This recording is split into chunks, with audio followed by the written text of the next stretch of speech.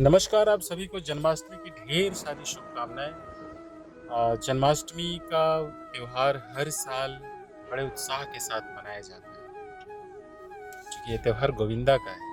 ये त्योहार दूध, दही, माखन का है, कृष्ण की लीलाओं का त्योहार है। जब भी हम दूध, दही की बात करते हैं, तो गाय का ख्याल आता है।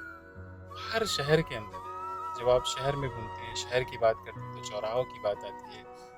हर चौराहे पर आपको एक बड़ी संख्या में मवेशी, कुछ लोग उसको आवारा पशु भी कहते हैं, वो आपको घूमते फिरते मिल जाएंगे, जिनका कोई नहीं होता। आप उनकी आंखों में देखेंगे तो पता ही नहीं चलेगा कि उनकी आंखों का भाव क्या है। पत्थर समान सी उनकी आंखें हो गई, जो न किसी उम्मीद से बंधी है और न किसी मालिक या किसी अपनेपन से बंधी है।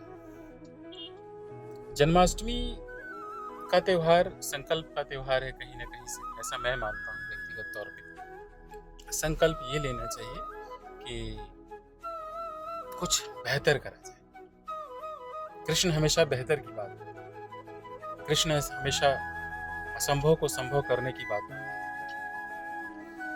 तो इस मौके पर कहीं ना कहीं हम मिलकर ये संकल्पित हो कि हम थोड़ी इनकी दिशा और दशा दोनों बदलें। होता यूं है कि बहुत सारी सेवी सेवी संस्थाएं अपनी सेवाएं दे रही हैं। गाय की अलग अलग तरह की इलाज में, खान पान में बहुत सारी गौशालाएं हैं जहाँ इनकी सेवा होती है, लेकिन ये भी पूर्ण नहीं पड़ रहा कहीं ना कहीं। तो कहीं ना कहीं इसमें जरूरत है कि सब लोग आगे आए। अगर एक गाय के पालन पोषण की जिम्मेवारी एक व्यक्ति उठा ले, एक नहीं उठा सकता तो दो मिलके उठा ले, तीन नहीं हो सकता तो चार मिलके उठा ले। इसमें व्यवस्था ऐसी करे कि आप यूँ समझिए कि व्यवस्था ऐसी करे कि ये मेरी गाय है, ये उस समूह के पास इसका भाव, या किसी एक व्यक्ति ने गाय को अडॉप्ट कर लिया तो उसके अंदर ये भाव हो। तो इससे होगा क्या कि चीज़ें बड़ी आसान हो जाएगी। जैसे हम अपने परिवार के लिए चिंता करते हैं कि हमारे बच्चे ने खाना खाया, हमारे बच्चे ने दूध पिया, तो हमें एक ज्ञान होगा और कहीं ना कहीं एक भाव होगा कि यार हमें हमें उनको भी खिलाना है, उनको भी एक बार देख लेना है कैसे हैं, भले वो जहाँ भी रहें। क्योंकि शहरी व्यवस्था में गाय पालना अब सुगम नहीं है, बड़ा दुर्गम काम है। ना उतनी जगह है, ना वैसी व्यवस्था है, कई तरह का भाव है। तो इस प्रयास से हम कहीं ना कहीं गौ पालन का भी एक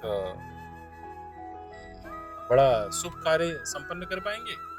और साथ ही साथ कहीं ना कहीं ऐसा होगा कि हम एक ऐसी ऐसी व्यवस्था खड़ी करेंगे जो कहीं ना कहीं दूसरे जगहों के लिए भी आदर्श होगा।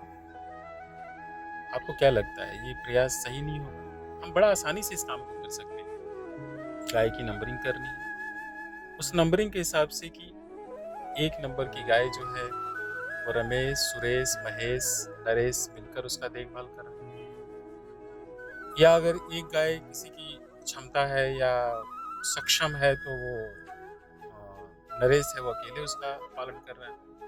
तो इससे क्या होगा कि पूरे देश के अंदर एक मॉडल जैसा क्रिएट हो सकता है। शुरुआत कहीं ना कहीं से करनी चाहिए।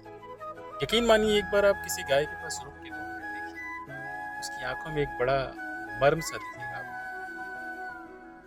सिर्फ हम पंडित जी ने कहा कि शनिवार को गाय को रोटी खिलानी चाहिए, पहली रोटी खिलानी चाहिए, आखिरी रोटी खिलानी चाहिए, इस भाव को थोड़ा छोड़ दें। क्योंकि आप जब देखेंगे ना, कई वीडियोस, फोटोज या साक्षात भी आप लोगों ने देखे होंगे, मैंने भी देखा है, तो बड़ा मन द्रवित हो जाता है। कुछ दिनों का मेहमान है वो, बड़ी छोटी उम्र लेके वो आते हैं। हमारी उम्र तो, आपकी उम्र तो बड़ी संख्या में आती है, अगर सब कुछ स्वस्थ रहा तो। प्लीज़ मेरी इस बात पे ध्यान दीजिएगा, इसको प्रचारित कीजिए, प्रसारित कीजिए। मैं खड़ा हूँ, आप खड़े होइए, हम सब मिलकर खड़े हो जाएंगे, शहर नहीं स्वर्ग बनेगा और गाय सही में माता बनेगी।